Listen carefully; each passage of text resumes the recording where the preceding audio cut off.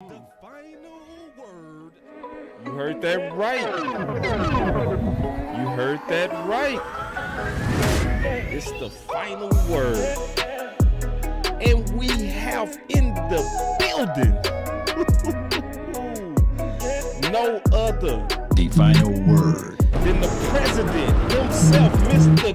Kevin Grant Jr. and Mr. J Tuck. What's up, fellas? What's going on, man? What's going on? I decided to talk some football today. Happy Father's Day. Yeah, man. It's like it's Father's Day, man. We ain't got no sports going on, man. So we had to keep cooking with this football content. the final word. I was watching the USFL game. It's like, nah, this ain't gonna cut it.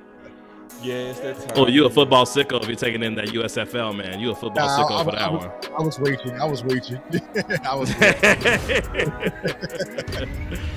Look, I was with the XFL, and then after the XFL season ended, I was like, well, that's a wrap for me when it comes to at least the professional football on the field this year. So, yeah, I almost found myself watching it though, Kevin. Like I almost did. Like, but I just watched the replay of Kansas City and Buffalo.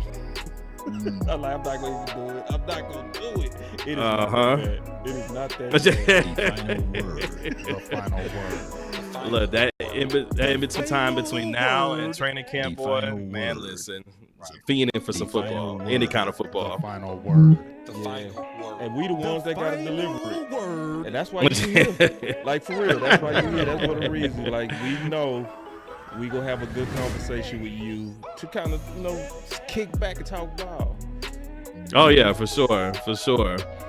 Look, between the Cowboys and their kind of off time right now, and me covering the Mavericks as well with the NBA draft and stuff. Big Game James know how much I cover the Mavs. I know he loves some NBA too, so it's real no off season for me when it comes to this time of the year for sure. Yeah, about the Mavs. I want to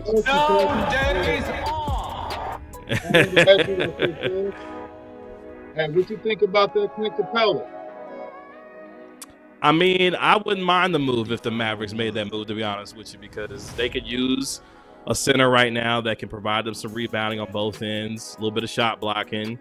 And for me, I want them to kind of build, inside out when it comes to how they're rebuilding some of this defense. So if Atlanta likes to play ball with Dallas when it comes to trades. So if they are feeling like they want to give up 15 and Clint Capella, to go to 10 where the Mavs are, yeah, I wouldn't mind that at all. And it would make a lot of sense for them to do that given the position that the Mavs are in right now.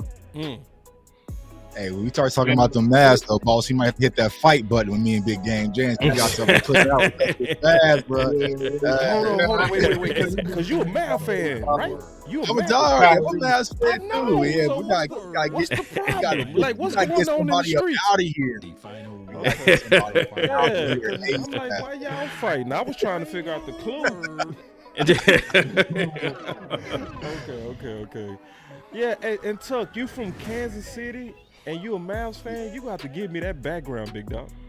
Yeah, but even though I lived in Kansas City, I grew up in Austin, you know what I'm saying? So I'm Texas bound. My dad lives in Texas, so I got Texas in my veins. So, I've been a Mavs fan way back since Sean Bradley, Jason Kidd, it was bad, you know what I'm saying? So it's a team I always roll with, but, we got some talk about because I'm not happy with the move that they made this past year. So I know Big Bang disagree.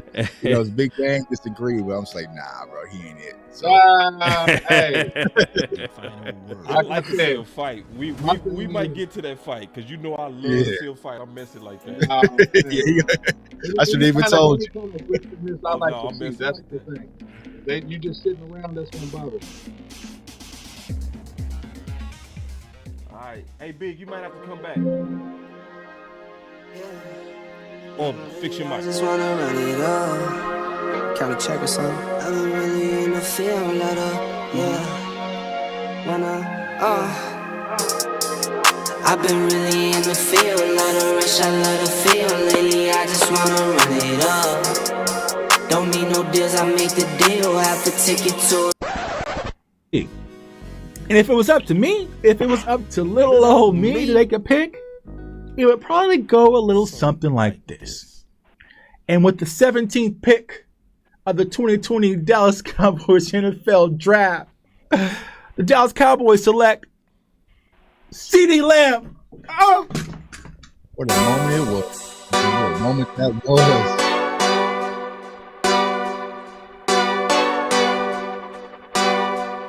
Chris, George, I see I will move down.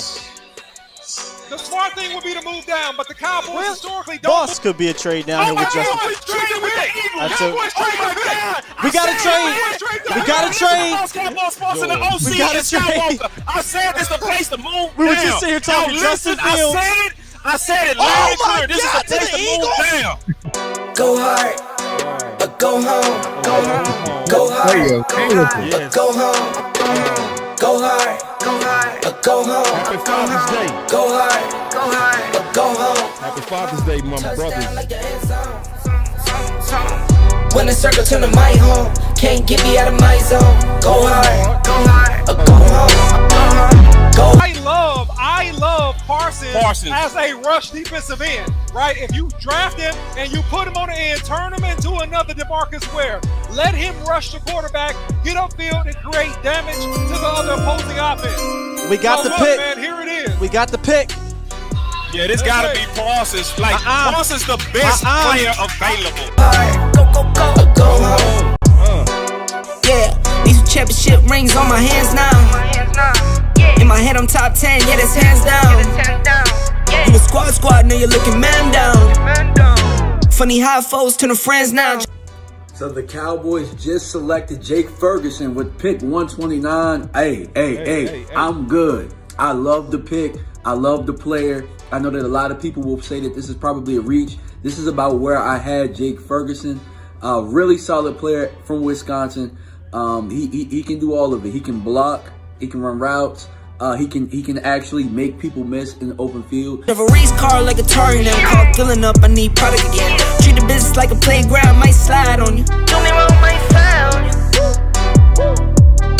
Do a backflip, cause I'm mad rich. I'm the definition of what that is. Go hard, or go home. Go hard, or go home. Go hard, or go home. Go hard, or go home. Touchdown like the end zone. When the circle turn to my home, can't get me out of my zone. Go hard, or go home. Go hard, or go home. All right, we have Mr. Kevin Gray himself, Mr. J Tuck himself, and the regular crew with the final word. So before we get started, I want to first kind of talk and show who we dealing with today. Because after this clip, I begin to refer to Mr. Kevin Gray as the president. So y'all check this out. This is what y'all dealing with when you're dealing with Mr. Kevin Gray. It doesn't feel like the Cowboys are in the business of doing that when they just wait until the second and third waves of free agency when most of the most talented guys are gone and they try to sell us. Here's where I'm at. Because I just got to keep going now. Here's where I'm at, Peyton. I'm tired of the Cowboys playing you and I for stupid. Woo! Like, we're not dumb. No, we're not. We've seen this movie That's for the why the fans are mad. The last 10 years. Like, they think the Cowboys fans are tired of their intelligence being insulted by this franchise. And I think I mentioned that for a lot of people who are tired of getting played for stupid. Because we're not. And the Cowboys continue to put themselves in position to make themselves look like they're the smartest guys in the room. Catboy thinks he's the smartest guy in the room. By trying to win the cap year over year. You're not. You're continuing to put this team in position to be in mediocre. Let's just win the NFC East. That's good enough for us. That's not good enough. That's not what the standard is for this football team. From the 847, all talk. You'll be watching every game just like every other Cowboys fan. You're damn right. Yes. You know why? Because I'm a third-generation Cowboys fan. I'm a journalist. I'm a broadcaster. But more than anything, I'm a fan. It's hard to quit the narcotic. Okay? When they've won Super Bowls, when they've won championships, when they've gotten close, 2016, when they've been able to put themselves in position, 2014, where you thought you had a Super Bowl championship team. I'm not going to quit it. It's hard to quit your favorite football team when your family's giving blood, sweat, and tears to the organization. So you're right. I'm going to be watching just like every other Cowboy fan. So don't come at me talking about you all talk. You're not going to be watching. You're right. I'm going to be, number one, I cover the team, so I have to watch the games, okay? So I will be there watching because it's hard to not. What we're doing here We're trying to keep this organization accountable. That's why we're talking, at least me. That's why we're talking. At least me. In the way that we are, because you don't want to see this team continue to pedal in the mediocrity of not having won a championship. Your man gets it listed on the G-Bag Nation all week on your home of the Dallas Cowboys and Texas Rangers, 105.3 The Fan. Let's Trust me, you don't want to miss out. No, you don't. Let's go. Woo, man, we had to kick it off right. Oh man! Wow! I gotta ask a question, Kevin. Did you get pulled into the office? Yes. Yeah, man. Come on, man. Hell no! Nope. Sure didn't. I love it. That's first of all, that's incredible. Thank you for that, number one, because there's nothing more embarrassing than watching yourself back after you're doing something like that. It's like, oh wow, you really did say all that stuff, didn't you? Like, you really actually said all that stuff. Yeah. But look, man, that's me to my core. Like I'm a third generation Dallas Cowboy fan. Had, my late uncle Willie Towns, bless his heart, rest in peace. He played for Tom Landry, and like first and foremost, I'm a fan. Yeah. And then of course everything else that comes with that. But I just had to let that out for Stephen Jones at that particular time, at that moment. That's what I felt.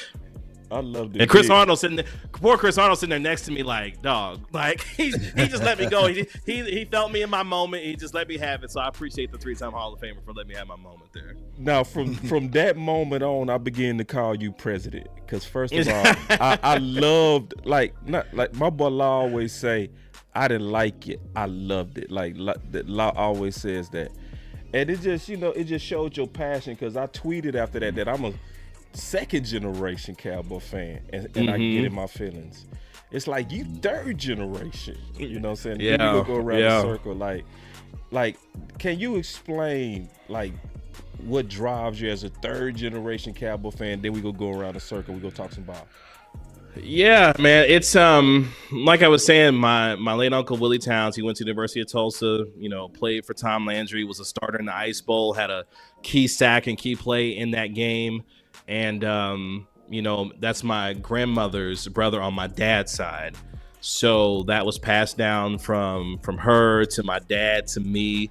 And I grew up in Kansas City, Missouri. And although the Chiefs were obviously there as, the NFL franchise that, that's there, I always grew up a Cowboys fan and had family that lives in, the DFW area as well. And that was just always instilled in me. And, my earliest memories of watching the Cowboys, of course, when they beat the brakes off the Bills in Pasadena, to win the Super Bowl, 52-17, something like that. And like that was like those were my favorite, memories growing up. And Emmitt Smith was one of my favorite Cowboys, like the triplets between Troy and Michael and Emmitt. The Great Wall of Dallas, with 2-A and Larry Allen and Nate Newton. I pinched myself every time I sit next to Nate Newton, because I used to watch him. Yeah. Growing up as a kid, so just be able to sit next to him and talk with him is just, it's just surreal. But yeah, man, it was just passed down to me when I was a kid, and I live a dream being able to talk about the team that I love growing up and watching and being as close as I am now to them. It's just it's a dream come true, to be honest with you.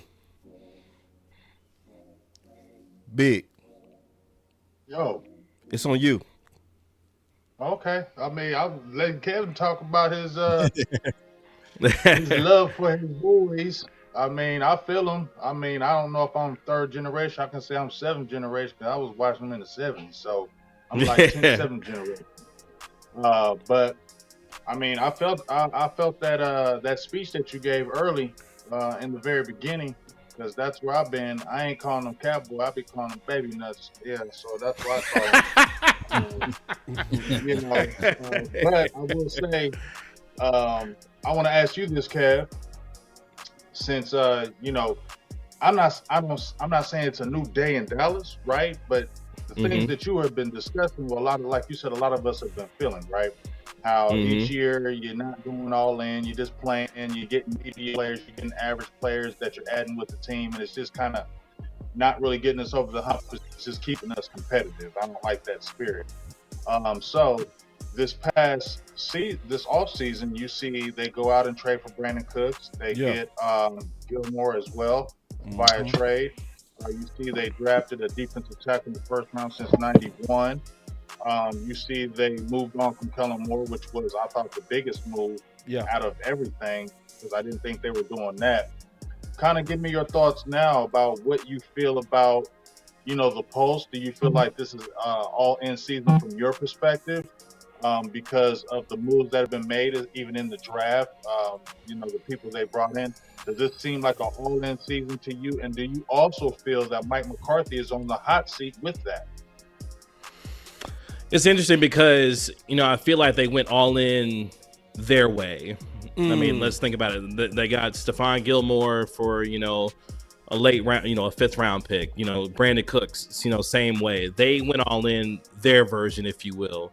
They didn't sign, a big time free agent with a lot of money. We were thought, Odell Beckham Jr. may have been that guy with all the flirtation that was going on with those two parties. But the moves that they made, my only contention with this team has ever been, this team drafts well. Will McClay and this organization, they draft well year after year after year, but they never supplemented the team with the kind of players like a Gilmore, like a Cooks that could really fortify your roster and possibly put you over the top. And I think they finally did that, but they were able to do it the way that they wanted to based off of, the capital that they wanted to use and the money that they felt was available to them, given the fact that, they've got some big ticket items coming up. Micah Parsons at the end of this coming season is going to be the highest paid defensive player in the history of the National Football League, with all due respect to Aaron Donald and Nick Bosa. Also CeeDee Lamb up for an extension now. Trayvon up for an extension now. Dak could get one at any point as well. So they've got some things they got to take care of, because if they don't, it's going to be a little bit more prohibitive for them in the future to be able to get some things done. But, for Mike McCarthy, this is year 4 of a 5-year contract for him. And, you mentioned all the things that the Cowboys did this offseason.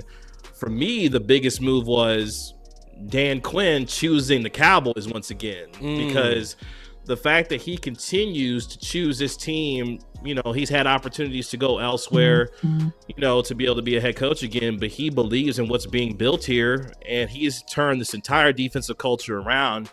And for him and this defense, they're going to be a major reason why the Cowboys are successful this year. I guess what I'm surprised with McCarthy is not so much that he decided to take over play calling, but he decided to do it at this stage of his career because, as a Super Bowl champion, as someone who's been there, done that, if he felt like the best way for this team to win was him being the play caller going forward, I can respect that and saying, look, if I'm going to go down because I did it my way at the end, versus having to worry about, whether Kellen Moore is going to do the kinds of things that I want him to do. He is taking control of the reins. The only question I have for him is, the last time you hired one of your boys around here was Mike Nolan a few years ago, and we know how that went. And I think we all knew once he brought Brian Schottenheimer in as his offensive, analyst, whatever you wanted to call him at that particular point.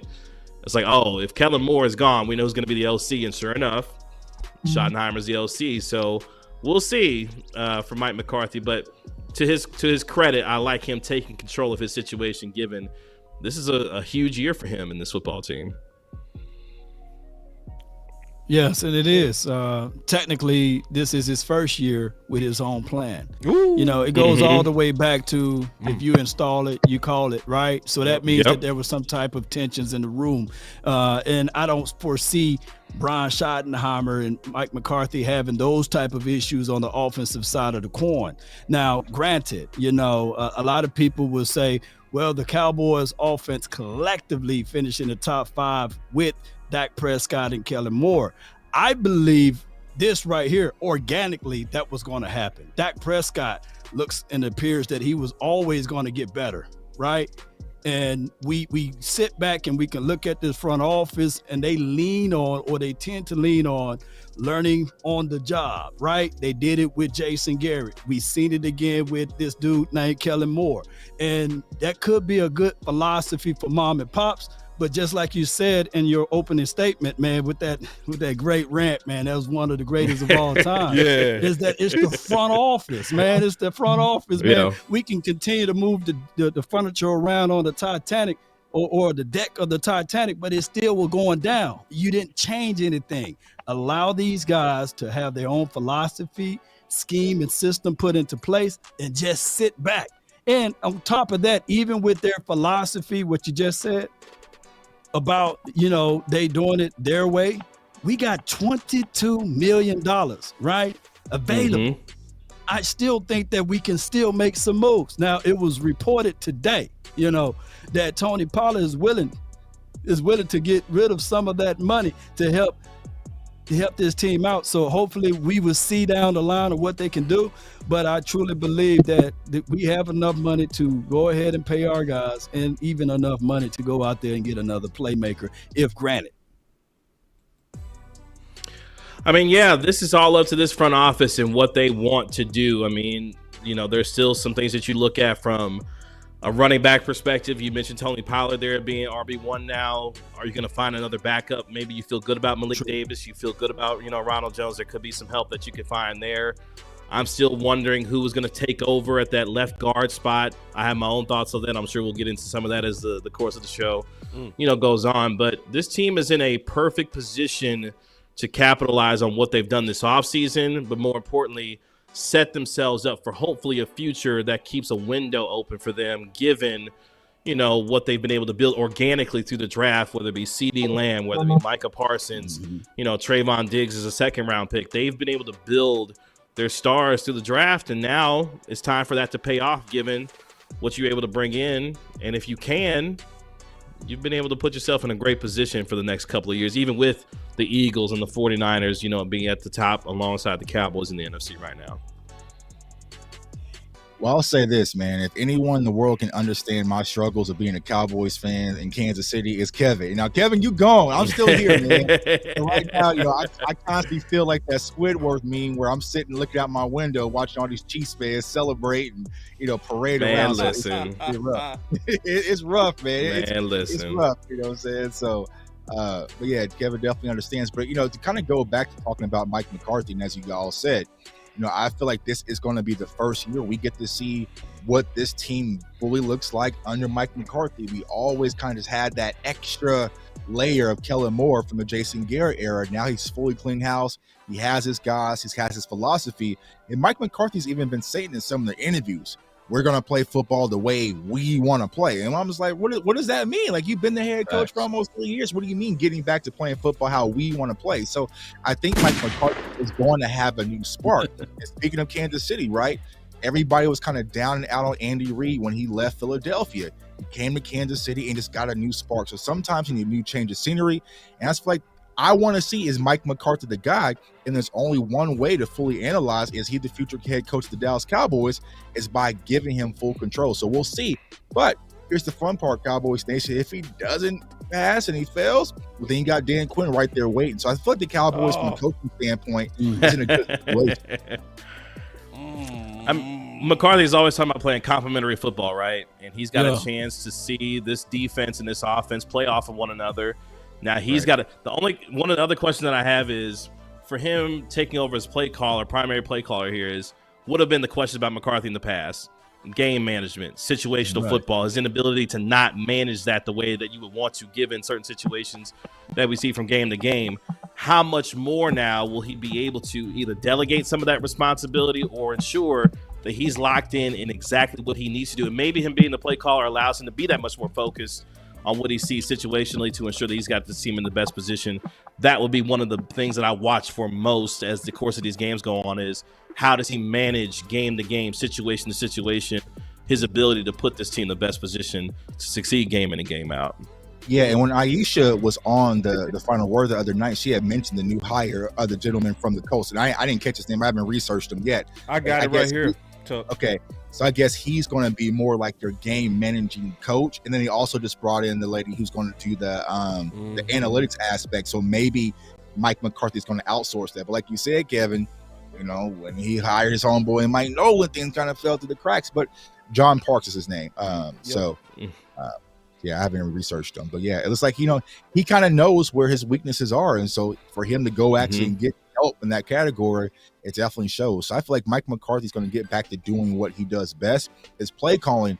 And what I'm personally excited about the most, y'all, is seeing Mike McCarthy, who's been a quarterback coach guru throughout his career, finally be hip to hip with our quarterback in Dak Prescott, because that's always been my frustration when it came to Mike McCarthy, is like, I don't want Kellen talking to Dak. You know what I'm saying? I don't want the court. Like, I want Mike McCarthy, who's been with Aaron Rodgers and Brett Favre and Montana, like, and all these types of guys, really being connected at the hip with our quarterback. And you're starting to see that already in camp, where Dak and Mike are having this more of a bond when it comes to communication with the offense. So that's what I'm excited to see, is more about that relationship, if anything. Yeah, let me jump in real quick, Kevin. You know, I agree with you on a couple points, but I wanted to kind of mention something that I don't think that as a media people have really properly defined. We talk about complementary football, but we don't ever really define what complementary football means. And, you know, in my sense of what Mike McCarthy means is that we are going to run the ball when we need to run the ball, and we're going to pass the ball when we need to pass the ball situationally. Going back to last year, although we had a very explosive offense with Kellen Moore, statistically speaking, there were situational discrepancies where we should have ran the football and we tried to pass the football. Like we're backed up to our own goal line, as an example, and I've seen us do this a couple different times, and we go spread and we throw the football. Like, that's not the time to throw the football, right? You're on the 2-yard line and you play action pass with Dak Prescott. That's not the time to throw the football. And it's not just because of field position. It's just because your defense just got pounded on a 14-play drive. You need to give those guys a little bit of time to rest. And also, to your point, Kevin, you know, I really agree with you, and I think that the same things will kind of make or break this season. Looking at the left guard position, looking at the running back position, I think those were positions that the Cowboys could have went all in on in the draft and are via free agency to a point, which the Cowboys didn't, because they trust their guys, or they're trying to spread out their cap budget, or whatever other internal reasons there may be. I think that Mike McCarthy has really set himself up to be really, really good in terms of management, right? Because he has Brian Schottenheimer, you have Parks coming in with the analytics. So I think he's delegated the responsibilities enough to keep him honest and also help him maintain the head coach role pretty effectively. So my prediction about this, and you know, some people may not agree, I think that Mike McCarthy will do pretty well overall in terms of managing the OC position. I think that the make or break when we get into the playoffs and how deep we go in the playoffs will be a couple of those key positions that we could have, quote unquote, drafted or went all in on, that we trusted certain positions here, and see if those guys can get the job done or not. I think that will be the telltale. And then progressing from that point, now the Cowboys have to make a decision next year if they keep Mike McCarthy. Do we go all in because this is this guy's last year? It's to your point, OC. I was thinking about, you know, the situational football, the complementary football, and maybe go back to the Green Bay game. and Mike McCarthy throwing down his headset in frustration, and, you know, all the things that came out of that. And then you think about, you know, the offense, you know, and we kind of talked about this a little bit already, you know, statistically how good they were last year, but the two words that come to mind for me are efficiency and effectiveness. The offense was extremely efficient for the most part, but there was a lack of effectiveness at times in what you saw, to OC's point about the complementary football and the ability to let your defense rest when they needed to, being able to have the kinds of play calls and situations that not only gets your quarterback into a rhythm, offensively gets into a rhythm, but more importantly, how do you set a tone for a football game based on what you're trying to dictate to defenses? And I think at times Kellen Moore tried to get cute and it didn't work out, and there was a lack of effectiveness that you saw with this offense. I hope for McCarthy that not only the efficiency that remains there, but the effectiveness of what he's trying to do, game plan to game plan versus his opponents, is there as well, and that the quarterback, to Tuck's point, being in lockstep with him, is growing and maturing throughout the course of the year, so that by the time you get to the playoffs, you're hitting a stride that allows everyone to be on the same page. And the other thing is, which I found to be very interesting, he talked about during this minicamp and OTA period about playing with purpose, play purpose, which, you know, common sense would tell you, yeah, every play should have a purpose to it, have a goal and a definition that you want to have in order to succeed. But he made that to be a very key, you know, phrase to use throughout OTAs and minicamp, was play purpose. So that's another thing I'll be watching for, you know, this upcoming season too, is what kind of purpose do they not only have for what they're trying to achieve, but it's everyone now on the same page. Because if I hear another time about CD and Dak, not being on the same page, or CD and Dak and Gallup not on the same page, like that shouldn't be happening going into what now, year 8, for Dak Prescott and his receivers. They've had enough time to get all that ironed out, and I want to see that remain as consistent as possible this upcoming season for sure. Kevin, no doubt. Wouldn't that be not even intentional, but a shot at Kellen Moore, right? Because when he keep discussing purpose, right?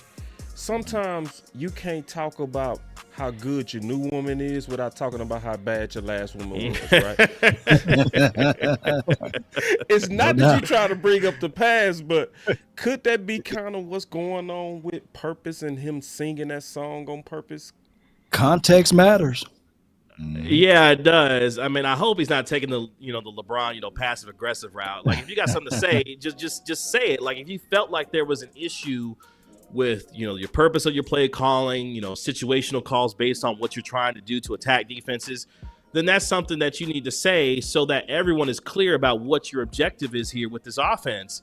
And if that is the case, then I'm okay with that. And to the point that was made earlier about him going into year 4 of this 5-year deal, he has a chance to put his stamp and his imprint. And this, to Law's point, this is his first year of running things the way that he believes this team will be successful, and things not being forced upon him by having an offensive coordinator that he didn't choose. Now he's chosen his offensive coordinator. Yeah. He's got what he believes is his system that will make him and his team successful, and you got to let that play out based on what he's trying to do here.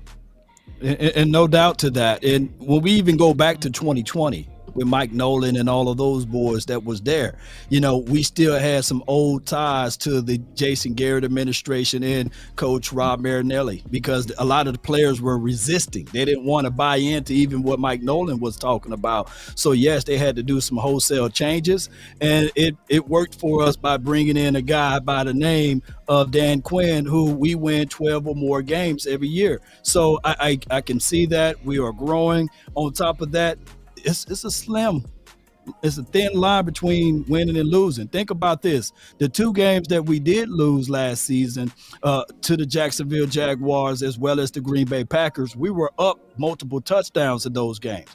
We win those 2 games. If we play with plan, purpose, and reasonings of why we do a certain thing, then we will be 14-3. Who knows what would have happened in the playoff? Maybe we could have went to the Super Bowl. Yeah. So it would have been a softer schedule. It would have definitely been a softer situation for us. So, hey, look, the opportunity is very thin here, and I love it. But Mike McCarthy, I believe he can see where this team can be at, and that's why he say those things. Remember this, write this down, people in the chat. Everyone have a reason, but results are what matter. Yeah. And I think that's the hardest part when it comes to Kellen Moore Law. It's like when you look on the surface, everything looks good. Everything looks good to go. And so sometimes when we're trying to argue it, it's like the average fan who goes to ESPN or PSF and sorts the stats, but hey, we're top ranked here, top in scoring, right? But when you really roll up your sleeves and get down to the nooks and crannies of our offense, there was a lot of head scratching moments. Case in point, I just did a film breakdown on J-Ron Curse, and we remember the Christmas Eve. J-Ron Curse comes out and has a great interception over Quez Watkins. We shifted all the momentum, and then here comes a reverse pass with Dak Prescott and Turpin, and we take on this monster sack and we lose almost 15 to 20 yards. And so it's just like, why? And I feel like under Mike McCarthy, we won't have. Now, there's going to be some head scratching moments because it's just in Mike McCarthy's DNA, right? Yeah. I just feel like for the most part, we want to sit back every game and just ask why. The whole reason what they even sparked me coming up with the no identity video is because I was asking why. I was like, what is our offense? What are we actually doing? Because I couldn't understand it. So I feel like that's not going to be the case. I feel like things are going to be simplified with this text coast approach and really put our offensive players in the best ways to make ability and use their God-given ability and make plays on Sunday, which I'm excited about. I love that point because one of the things that. Go ahead, Kevin. Oh, go ahead. No, okay. No, that was one of the things that, as you were talking about that, it made me think about, because one of the things I asked Brian Broaddus this one time. I said, look, what did Kellen Moore ever define himself as what he was as a play caller here? And to my knowledge, he never really defined himself in what he was to his core, philosophically when it came to what he believed on offense. Like, he was a really good play caller, has some really nice, cute plays, that kind of thing. But I never knew what Kellen Moore's identity was as a play caller in terms of his philosophy. Never knew that. Never got a good answer to it. And I think, at least for Mike McCarthy, and you talked about the whole Tex Coast thing, at least I know what Mike McCarthy's bread and butter is, what he believes in offensively, what he believes into his core about what he wants to see from a play-to-play, from a schematic standpoint, which is he's a West Coast offensive guy. So at least I have a foundation to work with. I felt like I never had that with Kellen Moore during his time here, even with how successful this offense was from a statistical standpoint. I never knew what he was to his core, and I think that bothered me most. At least now I know exactly what I need to know based on what he's trying to do and accomplish here, at least in that way. Yeah, the only sidebar note I was going to mention is that I think that the thing that Kellen maybe got caught up in, and some of the fans, when we look at all of the 40 burgers and, touchdowns and big plays, we mistake growth for health. And I think that offensively speaking, it's a difference between putting up big numbers and being a healthy, fluid offense. And I think that Mike McCarthy, in my opinion, will lean toward the side of health. I mean, my ankle could be growing. That doesn't mean it's healthy, right? It could be swelling.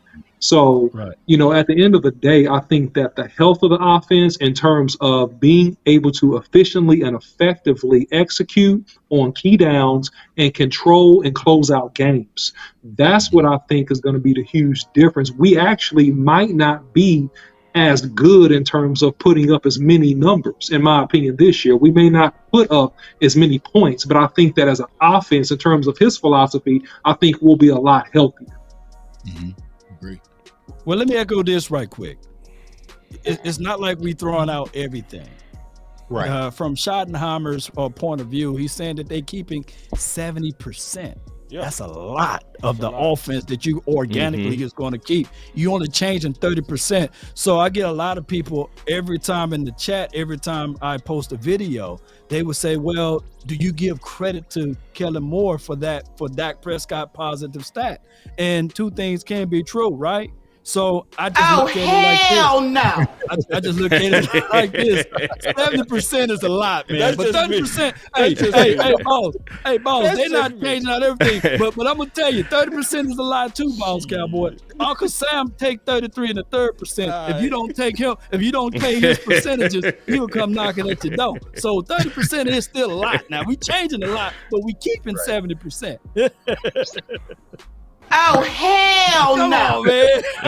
Boss with a full renovation. Boss with a full renovation. You want all that killing out of there, man. You want all that killing out of there. He want everything. Burn to the ground. Boss cowboy boy. You can't handle the truth. It's all fake news.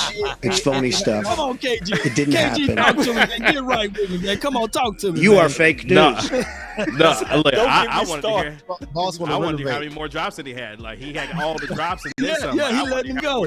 I got plenty. Don't let KG, I know you got my back, man. Come on, man. Come on, no, man. you're right. Look, the biggest. I was gonna say the biggest thing is for Dak Prescott, because you talked about the 70-30 split in terms of how much their offenses they're keeping and how much they're kind of changing. What I want from 4 is, now that you're going into year 8, how much input do you have on what you want to see from a game-to-game standpoint and what you want to be successful with? Because if you're in full control of this offense, and if Mike McCarthy is going to be walking lockstep with you throughout the course of this upcoming season and beyond, I want to know how much input Dak is having on a week-to-week basis on what he wants to do and how successful he wants to be in terms of some of the things that he's seeing, from a field standpoint, from a schematic standpoint. What are defense trying to do to attack him, and what is he inputting into this offense? So there's a golden opportunity for Dak, too, to continue to not only grow in terms of, cutting down on the turnover issue that he had, which I think was, for me, an anomaly a year ago. That's where I'll, leave that. I'm sure we'll talk about some of that, as we go on, too. But how much now does he work with Mike McCarthy on what he wants to do week in and week out, and how much control he has? I think that's going to be a huge part of this season, as well as not only the relationship growing, but what Dak wants to do and how that looks for him on a game-to-game basis.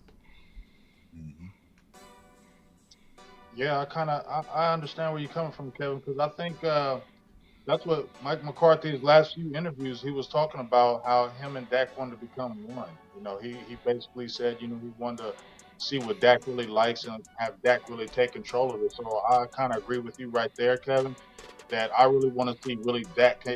Not saying he hasn't taken control of the offense or the command of the huddle, but you want to see him figure out what kind of plays he really likes and really get it in a good rhythm where we've seen on the last coordinator, we were getting a good rhythm. I think to touch point, we getting a good rhythm. Team plays, we're moving down the field, and all of a sudden it'd be two weird plays, and it just stalls us. Next thing you know, we're kicking a field goal, and then we miss the field goal, and it's like, really? You know what I mean? That's what I don't want to see anymore any longer. That's the biggest thing because it was frustrating to me, and I'm sure it was with all of the other guys, that when you see us really marching down the field after a big turnover or, we stop them on a 3-and-out, we get the ball, we're cooking, and then all of a sudden the weird plays start coming. I think that's the main thing I want to see. We don't got to be all surprise element. You can, but at the end of the day, I want us to be a physical team. That's what Mike McCarthy said when he first came over here. He wanted us to be physical, fast, and strong. So that's the main thing I really want to see with this offense, being a physical type offense as well. And to OC's point, run when we need to run, throw when we need to throw. But at the end of the day, we need to be physical on both sides of the ball because that's, to me, been one of our biggest hindrances as well. We haven't been as physical full 4 quarters.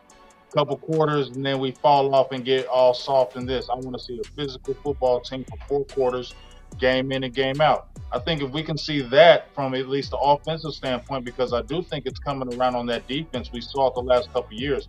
But I think if we can really be a full physical team on that offensive side of the ball, once again, to OC where he said, and I said this myself, I don't think we'll be dropping to 30, 40 points a game.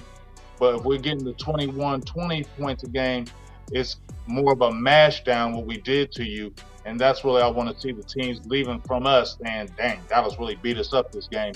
And that's what I really want to see, physical side on both sides of the ball. And I really want that offense to really bring with. So I guess that's what we're talking about, where we're filling that gap of that left guard. Because right now we don't have that left guard right now. And that's where you can say we're missing a little physicalness. Terrence Steele still kind of on the men on the right tackle. So I think that's going to be key, who we're really getting those spots to continue the mantra of us being physical. And I want to ask you right quick before I get off here, and hand it to you, Kevin, is this left guard spot has been a hard thing. I mean, you just mentioned it. It's been in the media. Everybody's talking about left guard, Tyler Smith, who's going to be it. I just asked Brian Broaddus a couple of days ago. I said, okay. He said, ask a tough question. I said, all right, I want to see Tyler Smith at left tackle, not no left guard. Talk to me. What's going to happen? He said, I like to see him there too, but he thinks he's going to be Tyler Smith at left guard and Tyron at left tackle. What's your thoughts? Oh boy. Yeah, this is one of the points of contention for me this offseason is, look, there's several things, because I understand the folks who are in the camp of get Tyler Smith out to left tackle, do it now because he's your left tackle of the future. To which I say, I agree with you. But then I look at this front office and they told me that Tyron Smith is still part of this offensive line, and you gave him and you restructured his deal to where it's an incentive-based deal. So my man has to play in order to get paid. So if I'm going to have him out here, I want to have him at his best spot, even with the injury concerns. We know, Tyron has had, injury concerns for years, hasn't played a full season, in several years. But at the same time, if I'm going to have my best 5 out there, that's going to be comprised of, at least for me, Tyron Smith at left tackle, Tyler Smith with his flexibility at left guard, because I know he can play left tackle. But I know he's strong enough to kick inside to be able to play left guard as well. I feel good about Biotish. Obviously, you got Zach Martin, who's headed to Canton, as your right guard. And Terrence Steele, when he's ready to go, when he's healthy, is your starting right tackle. I know people will say, Kevin, there's questions about him in pass protection, how good he is as a run blocker and all these things. But if you want your best 5 out there based on the depth that you have now, because I don't know about you, I don't feel confident, in Edoga just yet. I don't feel confident in Farniok, although there is some growth there for him at left guard. My best 5 is the Smith boys on the left side, Biotish in the middle, Martin at right guard, and Terrence Steele when he's ready to go at right tackle. And then if you need to have some flexibility given some injury concerns, guess what you can do? Tyron get hurt, guess what you can do? kick out Tyler Smith as your left tackle, let him go to work there, and then you'd be able to have a little bit more comfortability, at least know that Farniok at least has had some experience there, can step in. But that to me is my best five is Smith boys, Biotish, Martin, Steele, and move from there. And if Tyron gets hurt, guess what? Kick Tyler out there and you should be okay. That's just my thought. But I get where folks come from when they say they want Tyler Smith out there at left tackle. I really do. Let me ask you this. But Kevin, I got a question for you about that real quick. Kevin, that sounds great what you said, but what do you do right now when you don't have a healthy Terrence Steele? Who are you playing, in your opinion, at right tackle? I think that's the question of the day, because Terrence Steele is not going to be ready to play game one. And, well, let me just say this. If he is, quote-unquote, ready to play game one, it's going to be a Michael Gallup situation where you rush this guy back, his leg is not all the way right, and the guy's going to need more time. I think he's going to be on the PUP list at least the first 4 games of this season. That's my opinion. But what do you do, right, at that right tackle position? And I think maybe that's the angst, at least in my mind, on why you want to insert Farniok earlier and let him and Josh Ball battle it out, since you didn't draft a guy named Osiris out of Florida that you could have drafted anyway. That's sidebar. But right, you didn't do that, right? So now, who's a better right tackle on your team than Tyron Smith, where he ended last year playing pretty good? So what do you do with the right tackle position? Matt, well, let's go. Yeah. Yep. Well, for me, no. I'm with OC when it comes to at the starting, because you're right. I think at the beginning of the year, based on where Terrence Steele's health is, I think the starting 5 that you'll see out there will be Tyler Smith at left tackle, Farniok at left guard, Biotish at center, Martin at right guard, and then Tyron over at right tackle. I think to start off the season. I think that's how it will go, just given where we are with Terrence Steele. But when Terrence Steele is right and when he's ready to go, the lineup that I mentioned just a second ago, that to me is your best 5. Terrence Steele should not be your swing tackle at this point. If you are talking about, we talked about the physicality of this football team, right? Terrence Steele is your best run blocker on the right side. Get him out there and play the kind of physical football that you want to play, given what Mike McCarthy and his offense is attempting to do running the football. But to OC's point, you're right. At this point, based on what they have right now, questions with, Farniok, getting him reps. What do you do with, Richards? What do you do with, with Ball? Trying to figure out some of that depth behind those guys. I think that's what your starting lineup will be when we start the regular season. But once Steele's ready to go, yeah, man, he needs to be out there as your starting right tackle. You need to move forward from there. So where I push back on that just a little bit with you and OC is because what people have to remember is if Matt Waletzko doesn't get hurt, there's a slim chance we even see Tyler Smith last year at left tackle.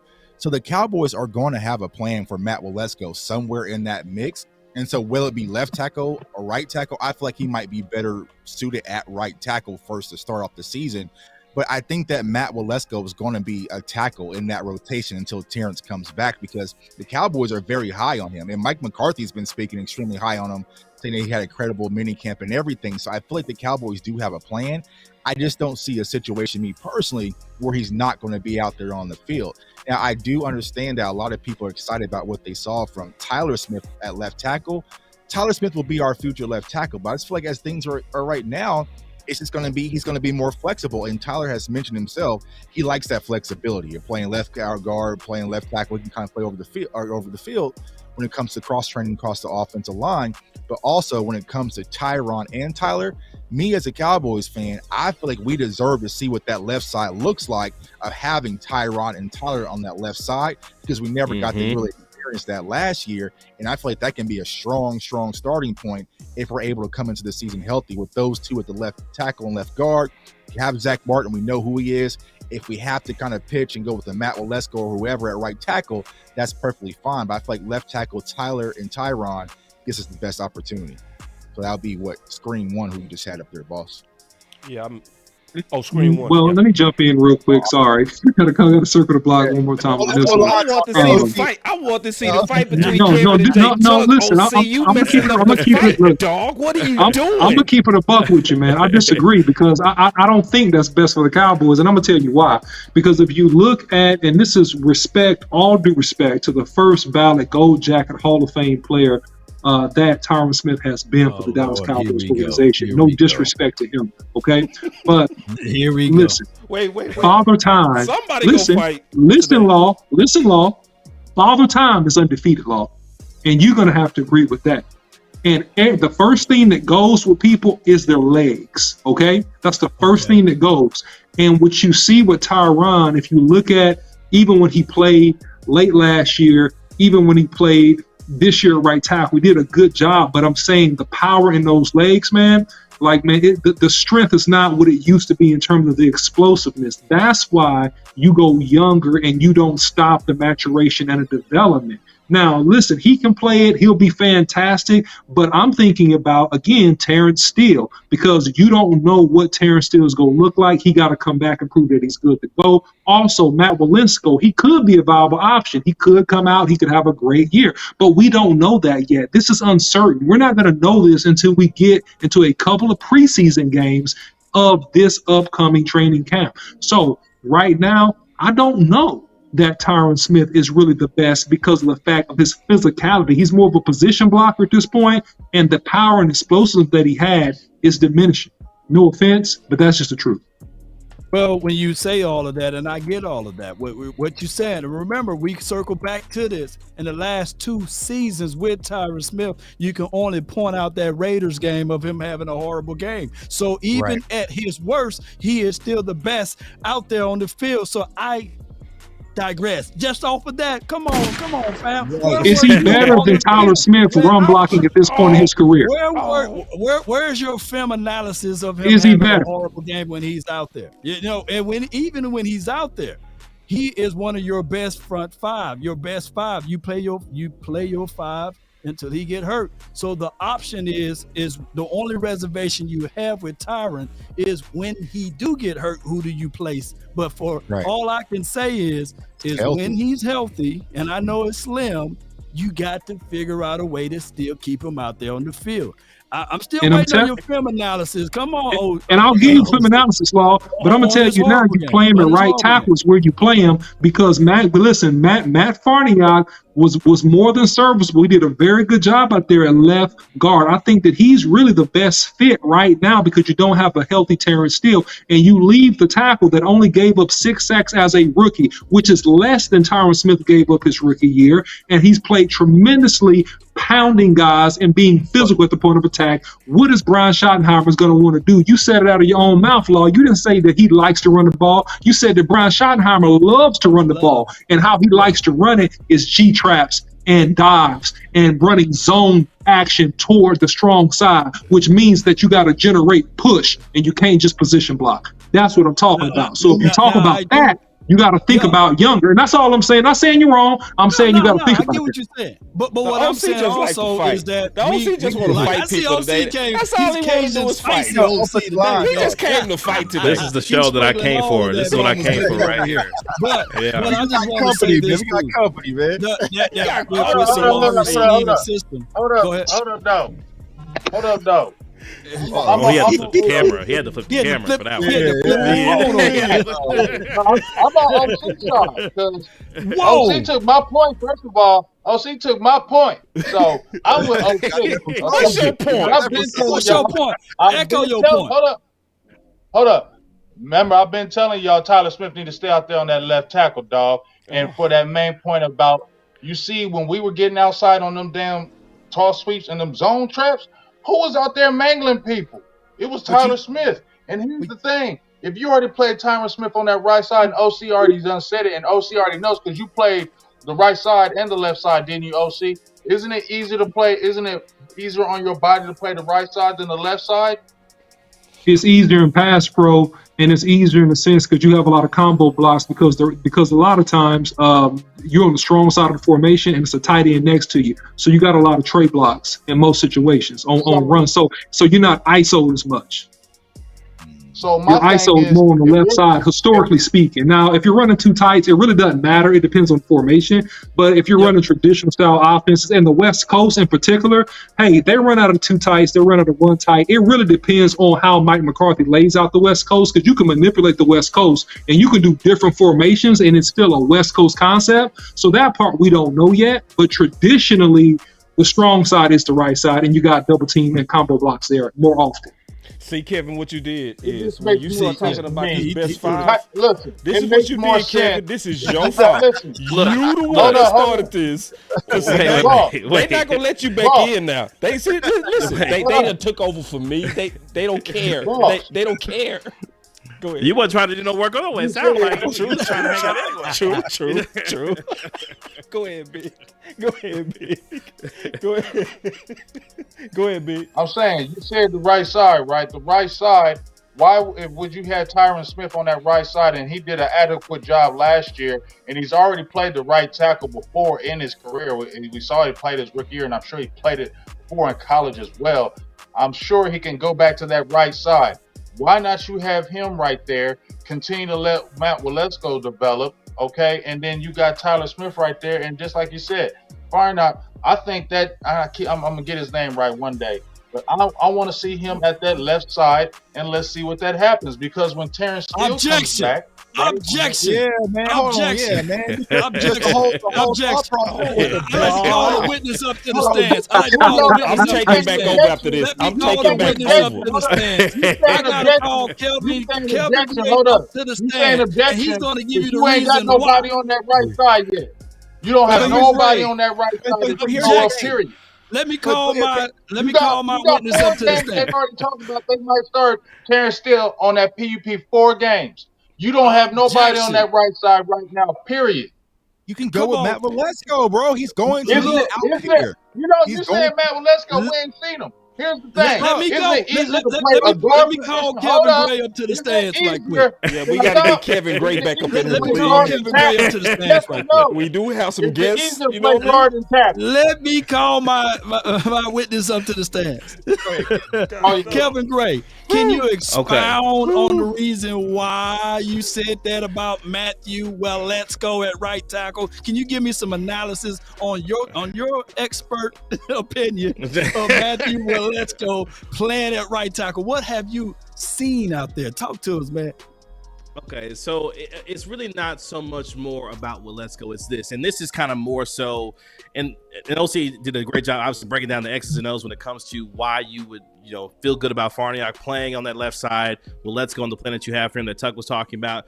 But here's the question I have for you, for the panel is: are you really going to tell Tyron Smith, when this full five is healthy, whether it's, both Smith boys on the left side, Biotish, Martin, and Steele, are you really going to tell Tyron Smith at this stage in his career, when you told me as a franchise that you wanted him back here and you wanted him to be a part of this offensive line, are you really going to tell Tyron at this point in his career, hey, Tyron, we want you to be our swing tackle going forward for the rest of your career here? Because if you're telling me that part of your five is Tyler Smith out on the left side, Farniok or whomever you want at left guard, Biotish, Martin, and then Steele as your best run blocker on the outside, what are you doing with Tyron Smith at that point? I don't think from a front office standpoint or from a player standpoint, no matter how you feel about Tyron, you're not telling him at this point in his career, hey, Tyron, you're our swing tackle going forward from here. Either if you feel like he's... And that's the problem.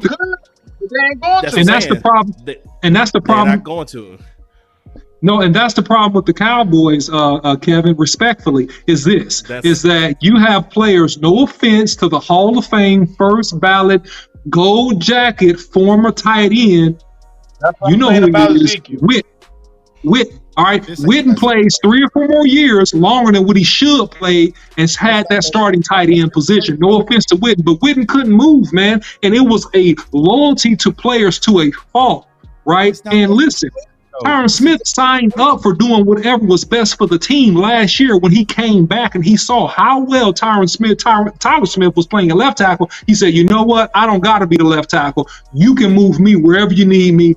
Move me to right tackle. So he conceded, and he said that was okay even last year. So he can't double the block and say, hey, you know what? Give me my left tackle starting position back right now because I want it, right? I'm saying this simply put. He has an incentive laden contract, okay, which is based upon playing time. It's not a big hit to the Cowboys either way. But if he doesn't play that much, God bless him, he'll still make his money. He's a Cowboy legend. I think this is a wait-and-see situation, and I just think that we got to really be careful before we anoint certain people in certain positions, and we change where we don't need to change. And I think that's my only point. We just don't need to change things that we don't need to change. But you just said that you liked him at right tackle, OC. Yes, I do. So as long as Terrence Steele is not healthy. But it's not a thing about talent when it comes to Tyron. That's what Law was trying to say. When he is healthy, he is one of our best offensive linemen. Period. He is. I'm saying. So it's like, he's going to be out there somewhere. Yeah. So he's going to have to be out there on the field. So it's not like a Jason Witten situation where it's like, okay, he just ain't got it no more. Tyron Smith still has the young it Bulls when he's healthy. are better. You know what I'm saying? Yeah, exactly. So here's the question we have to ask ourselves. Is the talent gap wider between Tyron Smith and Tyler Smith at left tackle, or Tyler Smith at left guard and Matt Farniok or Austin Richards or whoever y'all want to That's the question. There's a bigger gap at the Good point. That's the question right there. Go ahead, get your left tackle, solidify the guard spot, and then you can have Matt Waletzko, who's an athletic guy who has size, has length, has showed a lot of upside coming out of North Dakota, that he can do a lot of different things, if healthy. And so it's like, I'd rather go that route versus if you have Matt Farniok at left guard, and then you have Tyron goes down. Now you got Matt Waletzko at right tackle. Like, it's just too much, right?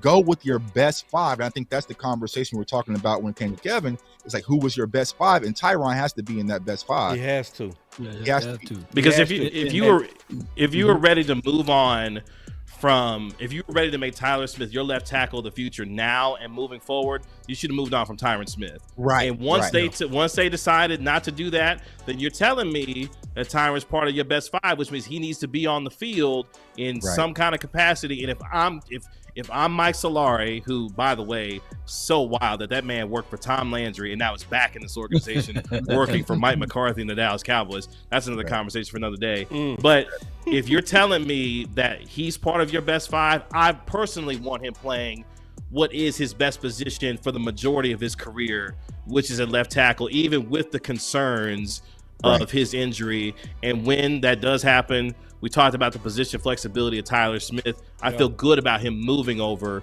to left tackle. But yeah, based on what you have right now, you go with what you have in terms of, having Tyler at left tackle, Farniok at left guard, Biotish, Martin, and then Tyron at right tackle until Steele is healthy. And then you realign them based on their best positions. And then you move forward. And then once you get it set, leave it. Because I don't want all this offensive line shuffling. Once you have it, the substitution packages. And let me say this too. It's two guys that's the unknown right now. And I lean on the front office in this capacity of finding guys like Will McClay can find guys.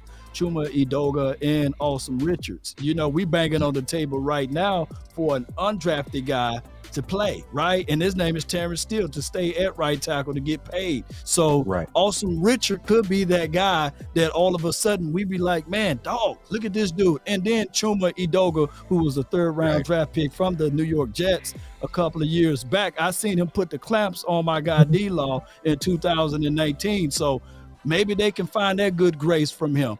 And I'm not throwing any shade at D-Law, by the way. Shout out to my dog. Man. Law versus law. But also TJ Bass, man. He locked up them Georgia boys, too. So, I want to say real quick to Law's point, because I think that's a dirty little secret that we're not talking about as much that we may have to as the season goes on, is we talked about all the guys that got to get paid between CeeDee Lamb and Trayvon Diggs, Micah Parsons, Dak, could be up for an extension here at any point. If you are trying to make Terrence Steele your quote-unquote swing tackle, knowing that he's one of your best five, why aren't you trying to pay him? Because if this is a guy that you envision being part of your future, then he needs to be on the field to have the kind of consistency to be able to grow with this offensive line based on what you're trying to do. That would be another guy. Let's say Terrence Steele is able to come back, after missing, let's say he starts on the season, as OC mentioned, on the PUP list, missing the first 4 games, but then he comes back, balls out for 13 games, plays like he's one of the best, right tackles in all of football. Guess who's going to be up for, a new contract this upcoming offseason? Yeah, Terrence Steele's going to be ready to get paid as well. So that's just another guy that you're going to have to get paid, that has to get paid for the Cowboys. So I think that's another underlying aspect of all this, is that if Terrence Steele comes back and plays well and is good enough, yeah, you're going to have to pay him as well, given all the other big ticket items that you have already as well. Which could be another reason why they want to test Matt Waletzko at right tackle, just to see. We know it's Stephen Jones. Just want to see. And it makes sense.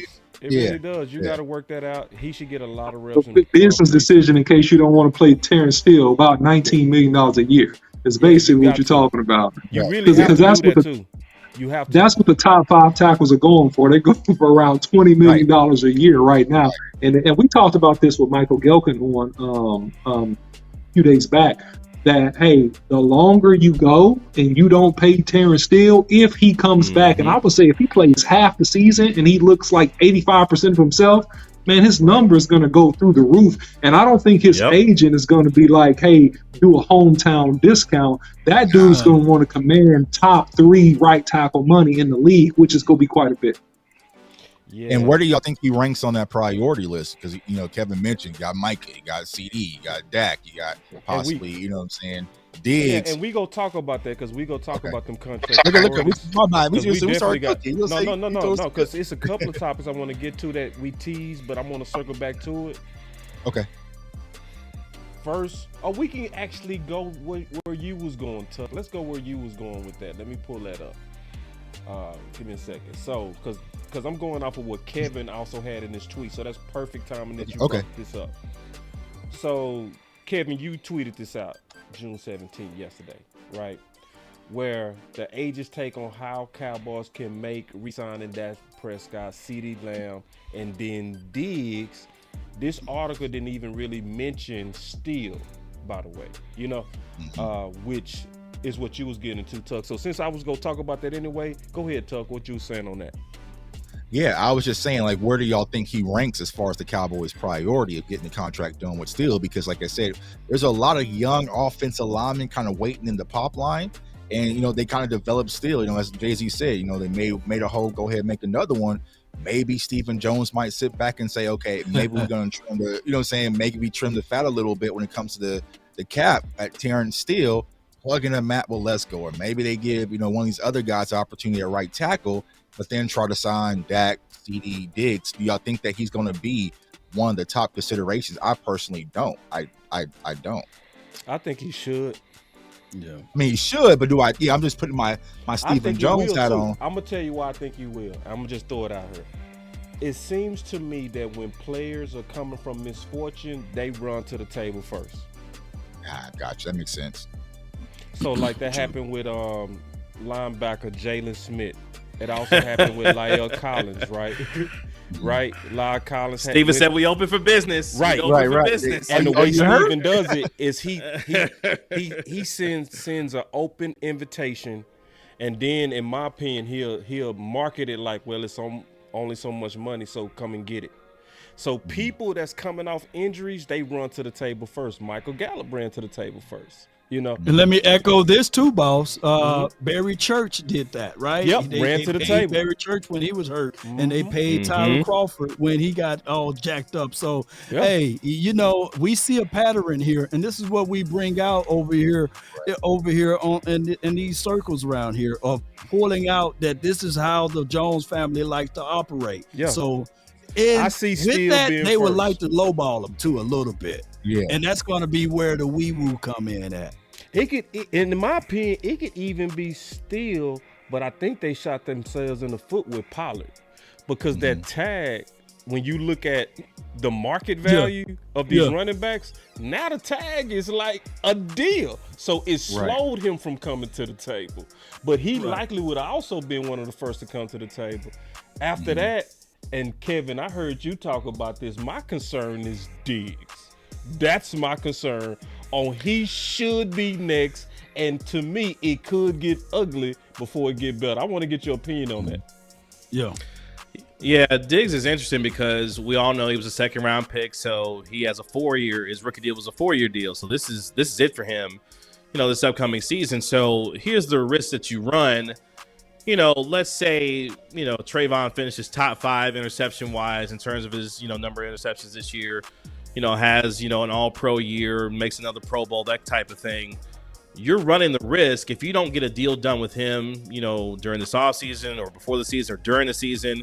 My man is hitting unrestricted free agency, and he's going to be looking around at a top 5 salary. So are you willing to tag him at a top 5 corner salary, which I'm going to take an educated guess that's going to be around $18 to $19 million per season, or on a tag for your top flight corners? You're talking about the Ramseys of the world, your Byron Jones. You're talking about numbers wise. Yeah, exactly. Yeah, numbers wise are. So to me, the priority is to get Trayvon done now, because you can wait with CD. You've already exercised his 5th-year option. You're good there, so you can wait on that. Micah, blank check. That's good for, at the end of this upcoming year. Trayvon's the one you got to take care of now, because I tend to think, this is my own personal opinion, I tend to think that he's not going to be willing to play ball with you, because he has come in. I mean, literally, since he came to the league in 2020, no player has had more interceptions and more pass breakups than 7. So he's going to look around and say, am I one of the top corners in the league? And the numbers will tell you, yes. Well, yeah. So even for all the double moves that he bites on from time to time, and all the times he may get caught peeking in the backfield from time to time, those comes with these kinds of corners who are as aggressive as they are with Trayvon, but he's still one of the 5 best corners in the league. Pay him, and as I've said before, pay him and quit playing with me. Get it done, and move on. Talk, President. I'm just saying, this is the kind of stuff that's just not hard to me. Yeah, he's one of the best corners in the league. Pay him a top 5 market salary, and move on. That's all it is for me. That's all it is. And especially like Kevin said, with the defense now becoming the identity of the Dallas Cowboys, this organization, he's an important piece. You know what I'm saying? It's 7-11. That's what you're marketing. Everything 11. Is there. That's a great point. You got to get this deal done. And I just feel like with him having a brother, we see kind of what Stefan's doing right now in Buffalo. It's not going to be a pretty situation if they play with this boy. So it's just like, you know what? I'm with Kevin. Get this deal done. But I put it like this.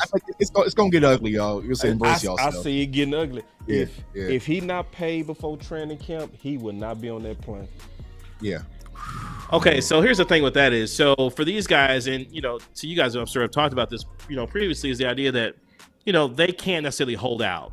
It's not, CBA. This is CBA is not going to let you, hold out. Like, you can hold in, that kind of thing, but that's going to be really, prohibitive to you in terms of your pocket. So if they don't, my prediction is if they don't get something done before training camp starts, Trayvon's going to shut it down. Say, look, I'm not talking. For the rest of the year, I'm not talking contract. We'll revisit this. That, to me, that's just my own personal opinion. Me too. The way that it feels like he kind of gets down with his business. Like, look, if we get this done now, great. If we don't, we're not talking through the season, and we'll wait till the end of the year, and we'll revisit at that point. And that type of burden and stress on a player, only Dak Prescott can just shake it off and go through that.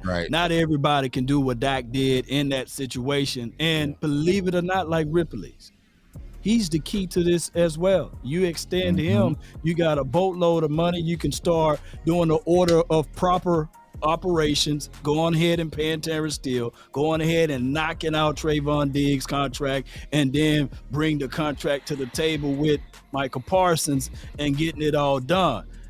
How about the Cowboys, instead of betting against the player, bet with the players, with these guys? And I think that would help out and alleviate it. But the Jones family, to me, and I could be wrong, and Jerry Jones could be saying, "Get your damn act together." But I'm just going to say this, though, Jerry. Hear me out. Hear me out, Jerry. Just bet with these guys, because you will have a better aura with this team. And then maybe, just maybe, some good fortunes can fall to us by just being able to have the most amount of money. That's all my thoughts on that. And that's a good point, Law, because once again, remember, that Lion's going to be watching. So if they do Trayvon dirty, Mike is going to be like, all right, like, no, they're not about to do me this way. And it's going to get ugly. Man. I just feel like just like Law said, be proactive versus reactive. We've been in so many situations where we just waited last minute, the deal gets ugly, and it makes a bad situation. We want our players in the best mindset, because we all Cowboys fans on this panel. We want our players in the best mindset, and going to this contract situation where it's going to get ugly. Did this team believe in me and whatnot? You ask questions after every game about the contract. It just puts you in a bad spot mentally. So Hopefully the Cowboys get the deal done with Diggs, but if I had to put money on it, absolutely not. We're going to be out there in Oxnard doing the whole damn round table about Diggs, you know what I'm saying? Diggs walking through, you know what I'm saying? He feels like he has a hamstring injury, not practicing today. It's gonna be some type of holdout from Diggs, something. He gonna have to, and I would side with him. Yeah. I would side with him on that too. One thing too, we talking about who we think is, now who should. If we talking about who should, to me, that's Dak. Dak. Oh yeah. That's Dak. Yeah, because like I always said this, the Cowboys like to pay their light bill before they pay their mortgage. Mm-hmm. And when things get tight, now all of a sudden you ain't got the money for the mortgage. Refinance. Please pay your mortgage first. Please pay your mortgage first. What you got to pass due? Pay your mortgage first. Go ahead, Kev. Well, I mean, to your point, this is just from a simple, cap situation. His cap number is going to continue to escalate. So the quicker you can get a deal done with him to restructure his deal or get him a contract extension that lowers his cap number, now the more breathing room that you have because of where you are in your future, situations with some of the guys you got to get done. So yeah, who should get done relative, and it should be fairly easy too, because you can start to look at the market where Dak is relative to his peers, and you should be able to work that out fairly comfortably, with Dak. So yeah, you got to get that done just because you got to account for what you've got, in terms of several guys coming up. And to Tug's point, real quick, because you were talking about, the contingencies that could happen with, Diggs in terms of contract negotiations. You bring up one of my favorite things that I cannot wait for. If nothing else, if the Cowboys don't win the Super Bowl, the other thing that I'm going to be waiting for is when David Mulligetta knocks on Steven and Jerry's door and says, hey, it's time to talk about Micah. Because if we know one thing about David Mulligetta, he's not taking no hometown discounts, and my man's going to come for blood. He done came for Jalen Ramsey. He done got it done with Derwin James. He did Kyle Pitts. Whomever he represents, my man's coming for blood. And I wish I could be a fly on the wall for that negotiation. It shouldn't be one, but at the same time, Mulligetta not playing with none of y'all when it comes to his client. Here comes the fan base. Mike is being selfish. Mike needs to. Like they don't spin it, and that's how they do. Every contract situation, more than likely with the Cowboys, has to get ugly. They try to spin it. They'll mud on the player's name first, muddy him down with this fan base. Some of the fans buy into it. It's just like Law said, just invest and be on the same side with the player. Trayvon Diggs came out of nowhere as a second-round pick, and he's excelled. He's broke records. He's done everything you asked him to do. He's earned his money. Just give it to the man. But that ain't how Stephen Jones works and how the Cowboys work. So buckle up, Cowboys. Real quick. There's no buffalo on his mouth, too. Can y'all do one more before we get up out of here? Can we do one more? Just one more, or do we need to give our final words? I can do one more. Kevin, you good? Yeah, I can do one. Yeah. One more. All right. One more. I want to get into this analytics real quick, because you just had on the Get Right, you just had Calvin Watkins, right? Mm-hmm. And he brought up, because you asked him what are some of the issues that you could see with the Cowboys, and he laid out about 10 things. He really did. He did. I can play it too. I got it right here. I ain't gonna play it, but he went off. But one of the things he talked about was Mike McCarthy getting ran away from play calling and picking it back up. A lot of times, one of the rumors that was out there was his situation of play calling, as well as making the right decisions at the right time. And you tweeted about Bobby Belt with the hiring of another analytical aide. And that's the same thing Aisha brought up. She brought up the analytical aides, right, that you're starting to see the Cowboys bring in. How do you foresee, and I'm going to throw this out here to the panel, how do we see these analytical aides helping out Mike McCarthy in situational football and helping them be better as a play call? I'm going to start with you, Kevin. Well, to be quite honest, it shouldn't hurt. I mean, the more information that you have, the better decisions theoretically you should be able to make. Now, whether or not you make that decision based off of your situation at the time, that's another thing, in its entirety. But, you look at a team, for example, like the Ravens. We laud them for their, willingness to utilize analytics, maybe a little too much at times. But at the same time, their willingness to use it to be able to make decisions that will put their teams in the best position to succeed. I don't know too much about, the young lady that they hired here in terms of their newest hire, but at the same time, my initial thought is more information can't hurt. Now, the application of that information is all that matters here based off of what you're attempting to do. And are these individuals coming in to provide the kind of analytical work that informs the decision-making that you're trying to have? But also, how does that information get communicated to not only your coaching staff, but players to ensure that they are all on the same page? Because at the end of the day, it's all about everyone being on the same page to understand what decisions are going to be made, why those decisions are made, and if they can execute them to give them the chance to succeed. That would be my only thoughts on that. Is as long as that's happening, have at it. Have at it. Yeah, because the OC, you talked about that play calling being the field, and they now have hired 2 analytical people. What's your thoughts about it? Yeah, I think my thoughts are similar. I think that there is a feel, there's an ebb and flow in the game in terms of play calling, and I think that you have to be in tune with 3 things. A, what's going on with the other team? B, what's going on with your team? And then 3, what you need to do at this point in the game. And so, based upon those 3 factors, I think you use analytics to mix in and try to be successful. And I've always said that analysts, statistics, and data for a head coach, in particular with McCarthy, it should help lessen his work. It should help him be able to easily, by using these 2 people that he just hired, understand the patterns, understands the different formations that he's going to see offensively and or defensively, so that it can help the game planning go more fluid. And so that's where I think the analytics really helps you. But when you're in the flow of a game, it is a feel.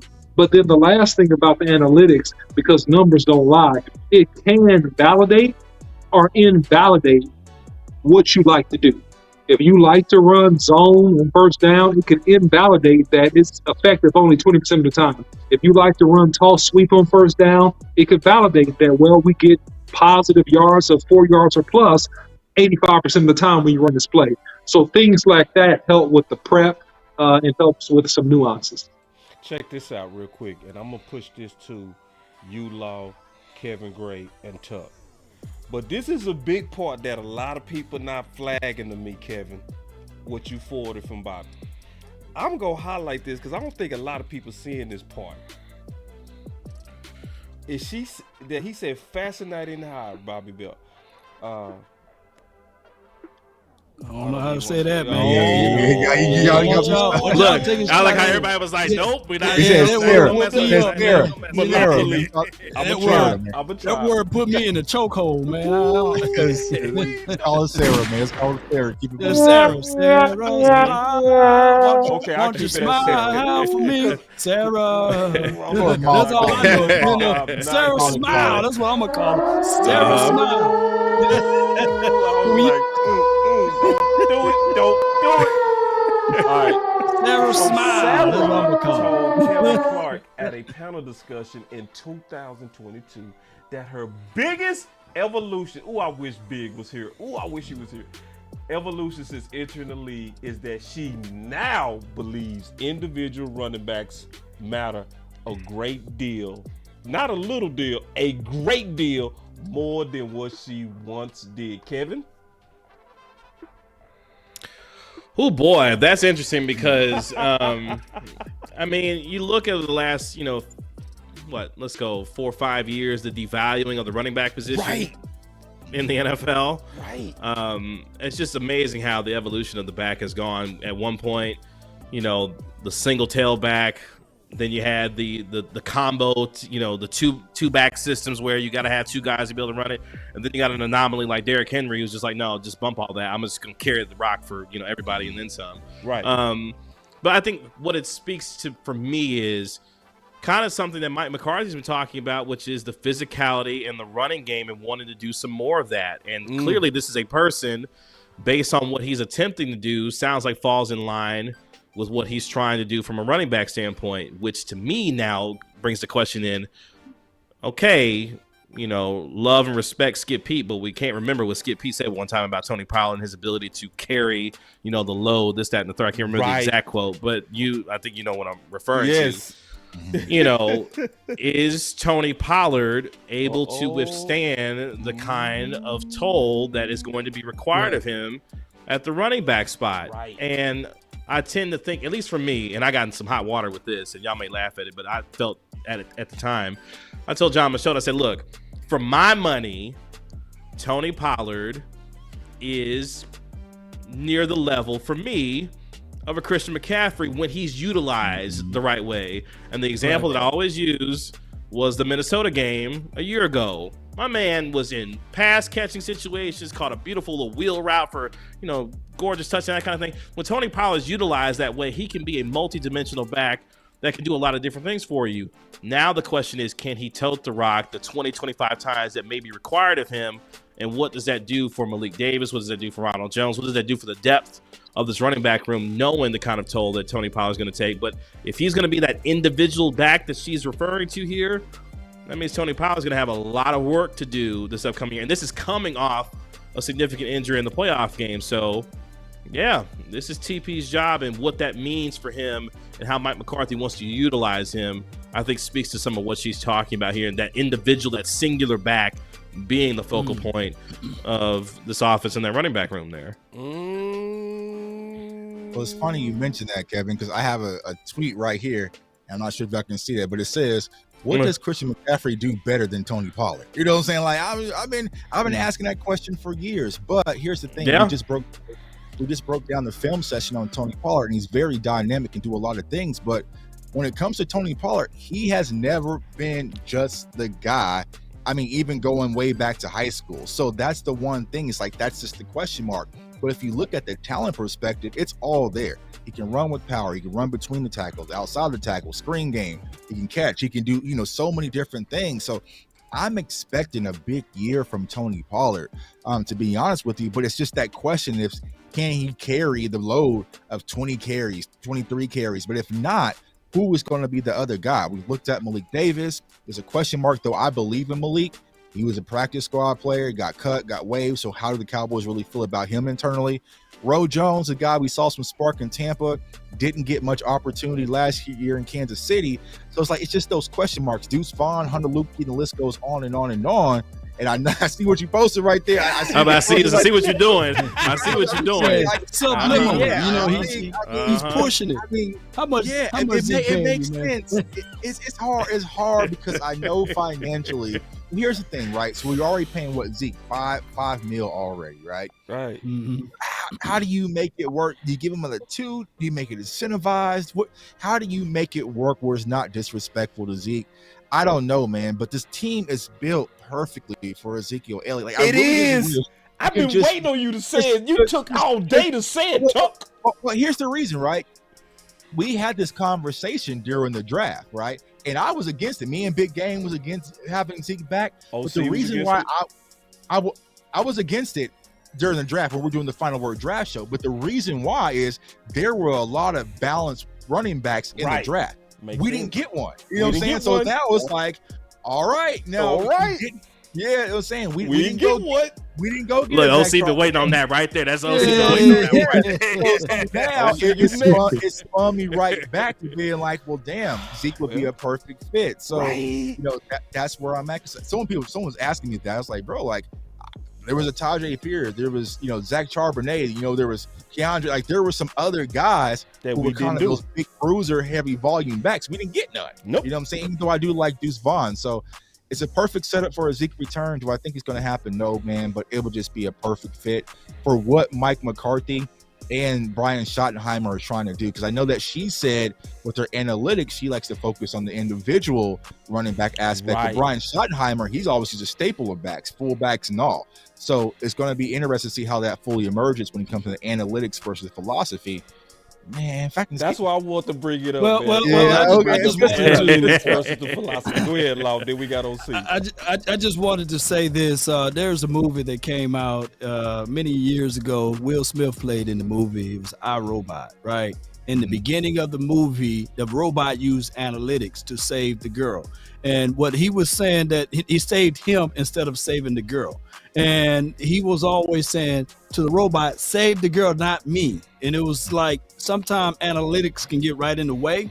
And granted, Sarah, she graduated from Carnegie. I see it in her resume. And she's not hard on her eyes, by the way. I think that she's going to bring a lot to the table from that aspect of analytics and AI and all of that good stuff. But at the same time, we have to understand that it will still be the coach's decision on how they operate and proceed to this football game plan.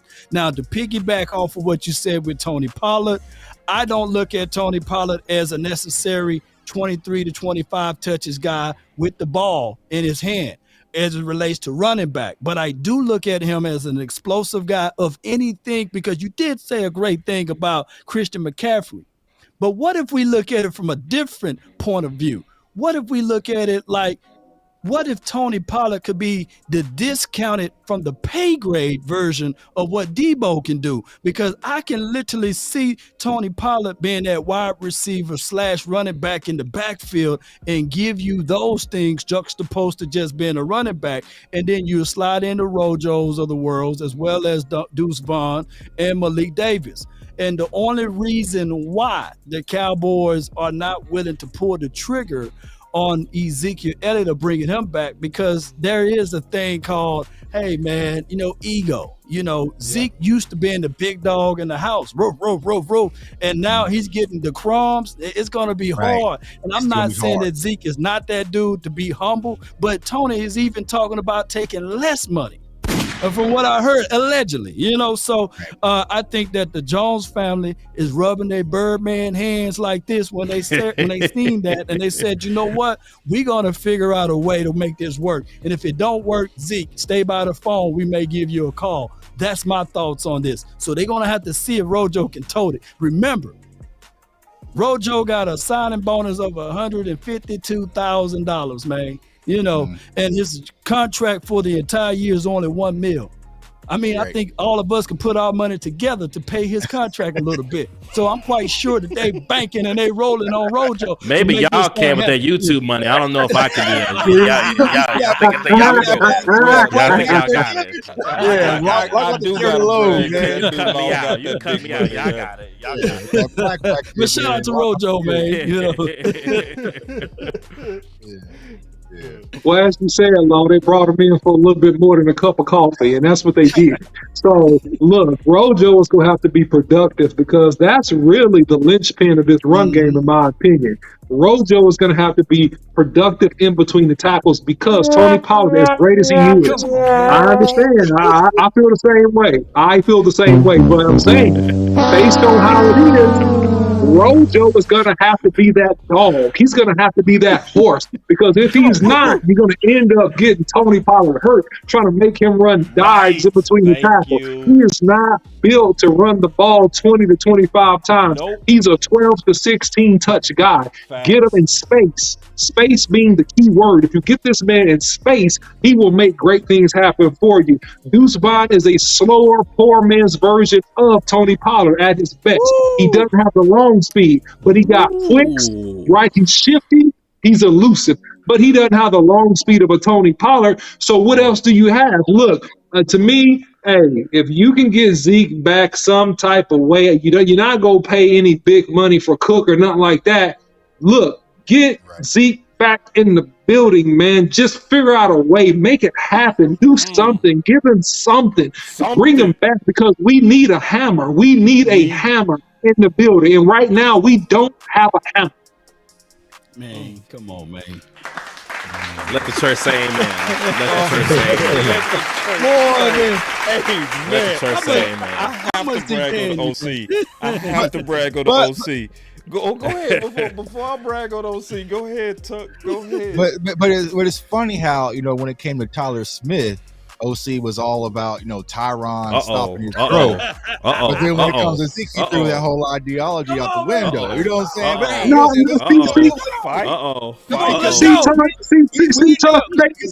we know Jerry Jones is not going to allow 21 Savage Ezekiel Elliott to get no crumbs.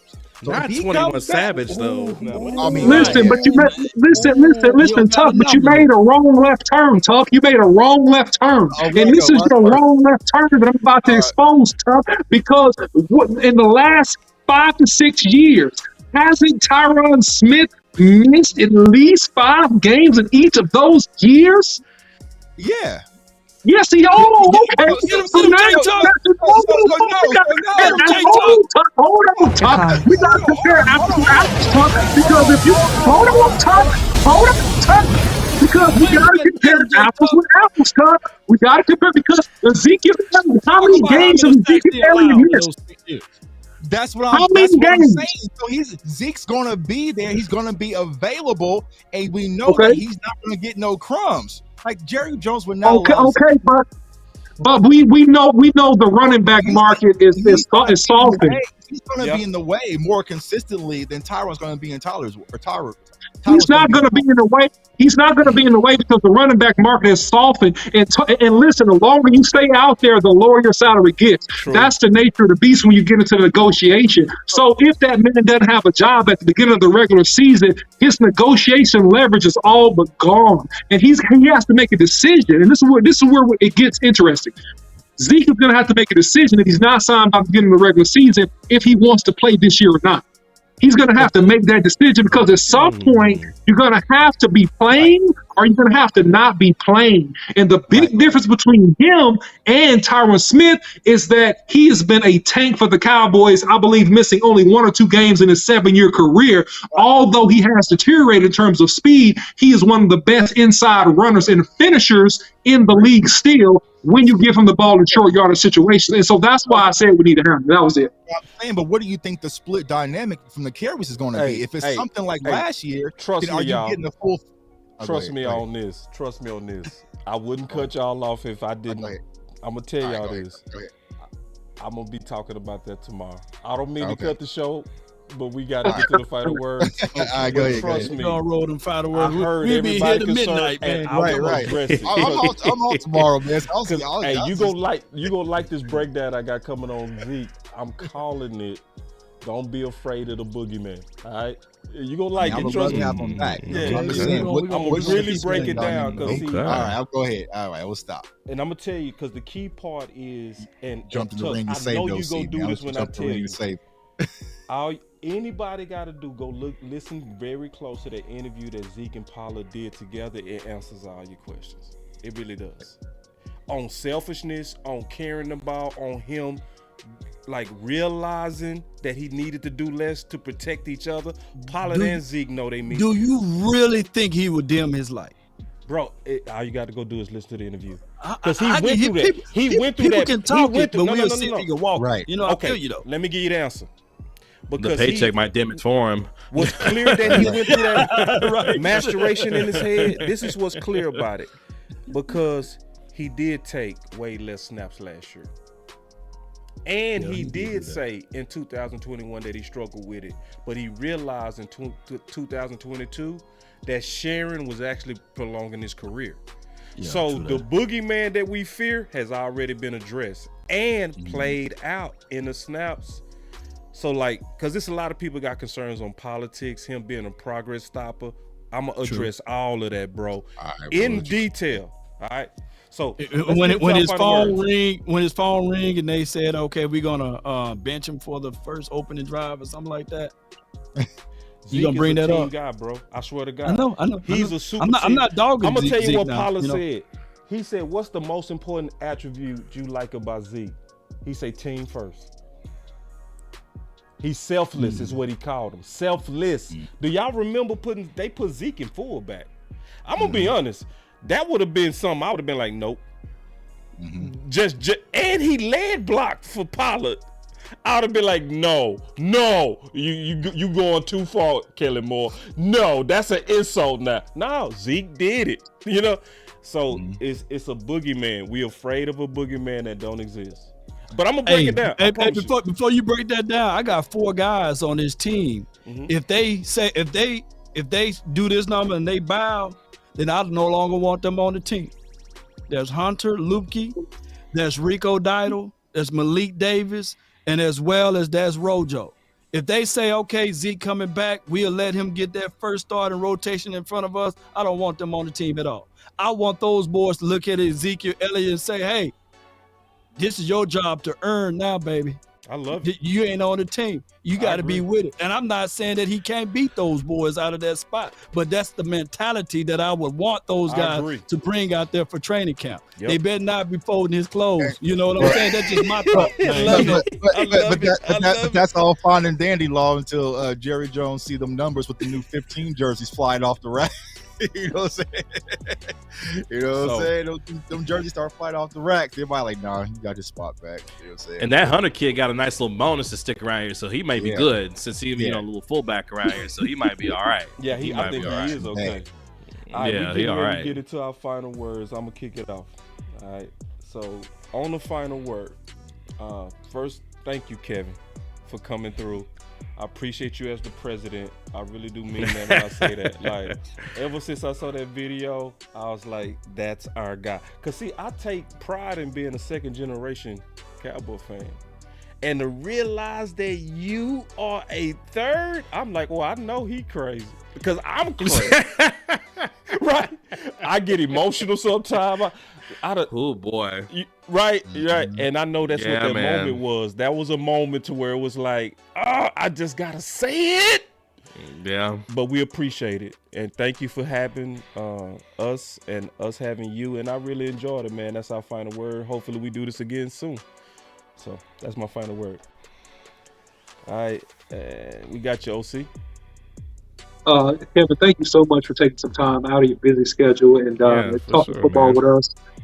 So yeah, man, you're esteemed, very, very highly recognized journalist, man, and just thank you for your time. Really, really enjoyed the conversation. Looking forward for what we're going to see in training camp. I think a lot of the questions and debates and arguments won't really be answered until we get down to training camp and we see a couple of preseason games, right? And so now we're just giving our opinions about things as we see them and what we think, but it'll be a fun journey to see. And please, guys, don't forget to hit the like button. Follow Kevin Gray Jr. on Twitter if you have not already, man. Great work, great content, man. And follow all the rest of the talent as well, man. That's my final word. Yeah, first and foremost, I want to say happy Father's Day to all the fathers out there, man. I'm proud to be a father. I've got 3 amazing children, man. They're my engine for everything that I do, man. So salute to all the fathers out there, man. But Kevin, thanks for joining on, man, this show, man. We appreciate you. And a lot of people don't know, and we didn't get into your story, but Kevin's one of us, man. He's a guy who came out of the trenches and paved his own way. So he kind of blazed his own trail. And so that's important to show. So a lot of people watch our channels and say, hey, I want to do this. Kevin is one of those guys. It wasn't just spoon-fed to him. He was handed. He's a passionate Cowboys fan, 3rd generation, as you just mentioned. From Kansas City, unfortunately, he just went to Missouri. You know what I'm saying? But I made the right choice. I made the right choice. Yeah, that's all that stuff, right? But yeah, man, I appreciate you, man. Incredible work you guys do over there on 105 through the Fan. Every time I land in Dallas, the first thing I turn on as soon as I get off the plane. But yeah, overall, man, I think that the Cowboys are in a good spot. I'm excited about this offseason. I like the additions. I'm okay with the draft, and we're gearing up for camp, man. But I'm excited to see where we're going to head it, man. But salute to all the fathers out there. I appreciate each and every one of y'all. That's my final word. Kevin, real quick, plug everything that you got going, because I have a promo here for everything, the Gray Area Podcast, what you got going on YouTube, and obviously the Get Right. So just real quick, before you give your final words, I want to give you a chance to tell everybody all the different places they can find you and your work.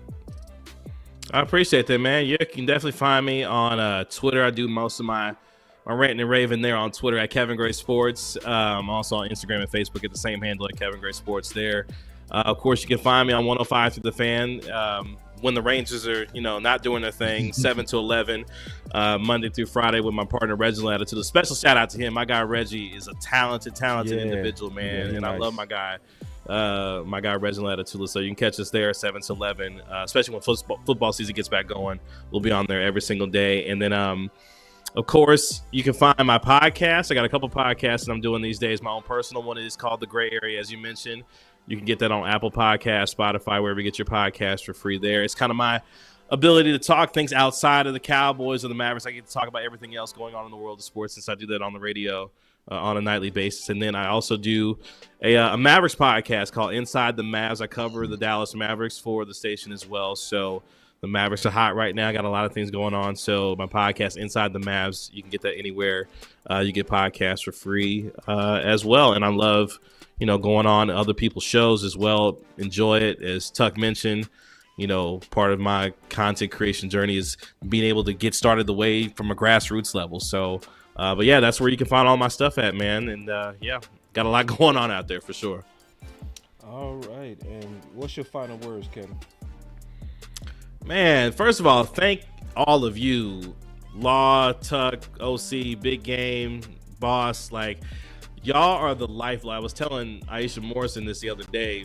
Y'all are the lifeblood of Cowboys Nation. I was telling BLS this as well, that what y'all do and what we do as content creators is kind of what the lifeblood of this whole Cowboys content creation experience is. And I just love the passion that Boss, you and Law and everyone else who does Cowboys content, because it's a saturated space as it is already doing Cowboys content. But for y'all's ability, Vach, Skywalker, Steele, all of you who have created and carved out your own space here, y'all motivate me. Y'all may not know, but y'all motivate me, because if I'm feeling like, man, I can't do my podcast, I don't feel like doing it, I see Law, I see Boss, I see OC, I see Tuck. I'm like, oh man, they doing it, so I need to get my ass out here and do it myself. So y'all are a motivating factor for me, and I just want to say thank you to you guys, because without you, this Cowboys experience would not be what it is, especially in today's era of content creation. Y'all are doing it, man. I'm so excited just to be even associated with y'all. I call y'all like the Avengers of Cowboys Nation, because when y'all assemble, look, I mentioned Skywalker, Vibes, when all y'all get together, it's like the Avengers come together. And I'm just like, look, I'm just as big a fan as everybody else, because I want to tune in because of the entertainment that y'all bring. So that's my final word, is thank y'all for all the things that you do, because y'all are incredible content creators, and I thoroughly enjoy the work that y'all do, man, for sure. Wow, thank you so much. Indeed, man. Wow. Let's go, man. Let's go, man. Let's go. Let's go, man. You got me pumped up now, man. The Avengers. Hey, in the chat, y'all let me know which Avenger I am. You know what I mean? Everyone got the best beard.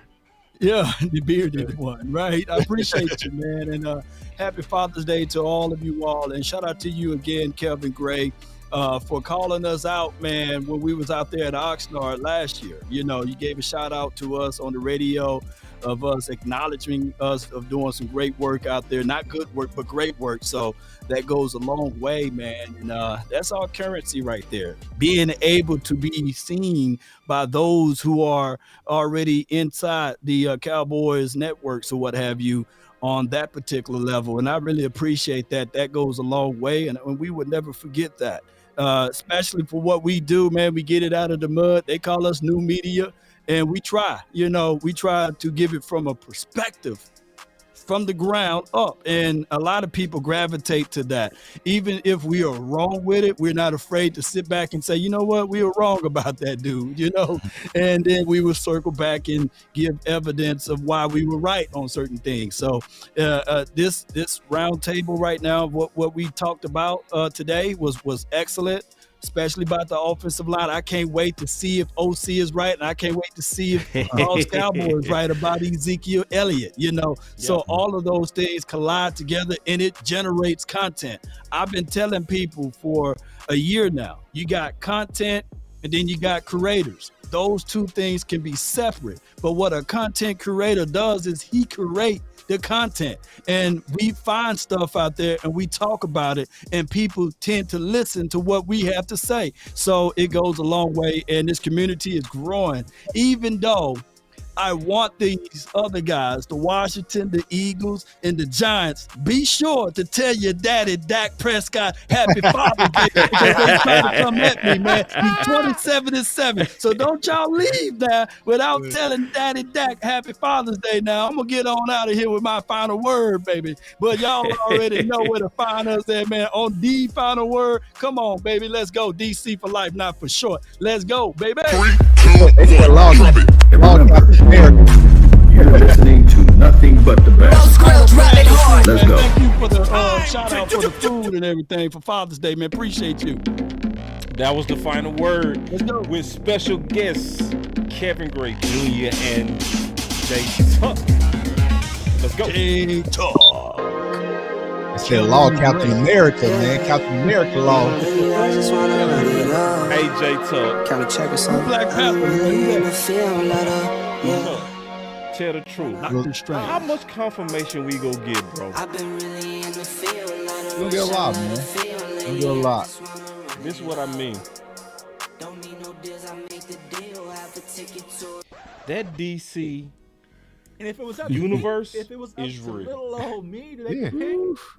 Y'all just stay go put. a little something Stay like tuned, man. Stay tuned. Stay and tuned. with the 17 Kevin, thank you so much. of the 2020 Oh, Dallas Hey man, Cowboys thank y'all, NFL man. This is draft. incredible, man. I really appreciate y'all having me on for Cowboys sure, select- man. Thank you. And it was on Man, Father's anytime, Day. bro. Oh my goodness. We even get a chance to talk about the Mavs, man. We get a chance to Hey, talk man, about the I Mavs. let y'all talk about those Mavs, man. But you know it's Lakers, man. You know, I sit there and let y'all talk about see I there, tell y'all see double there. over here, but it's okay. That's boss. Come on, man. You know what's funny on the intro? You showed my tweet as I said replace Tyron Smith with Tyler Smith, Pet Cat, University of Tulsa. But I'm not trying to replace Tyron yet. You know what I'm saying? Give me one more season with Tyron. Then we'll replace it. You one more season, huh? Yeah, Hey, that contract is dope, though. Yeah. That Tyron Smith You know what that contract for contract veteran? really says? Give Zeke that contract. That contract says that Steele is starting on that pup list. Right. True. When the circle turn to my home, can't get me out of my zone. Go hard, go hard, Oh, go home, go hard, go hard. Suns, I heard. What'd you say, Big Dog? Bradley is going to the Suns. Supposed to be traded to the Suns. All right, no. He gone, y'all. Yeah, man. But happy Father's Day, everybody. Everybody that kicked back. Y'all make sure y'all go watch this one again. I know y'all spending time with y'all families, but when y'all headed to work in the morning, put that video on repeat. Watch the whole thing. Kevin Gray and Jay Tuck just gave us everything, man. It was a good show, good insight, good back and forth. Check it out again. Trust me, it's worth it. So the Cowboys just selected Jake Ferguson. What's up? 129. Is it good to go see the Flash, or should I wait? I love the. I haven't seen it, but I heard it's legit, so I will go see it. I will go see it. Okay. I'm about to gear out. I'm about to be out of the country all this week, so I'm about to be on vacation, man. He can do all of it. He can block. No days off, though, man. You still gonna be working, you know. What's good, man? What's good? For real, I know you, son. I already talked to you, Tuck, like, oh, I can do that show from my phone. Yeah, I know. I'm like, I know. Dak Prescott, proven leader, man. No Hard to days go off. home. None. No days off. Go hard, go home, go hard, go home. Touchdown like the end zone. When the circle turn to my home, can't get me out of my zone. Go hard, go home, go hard, go hard.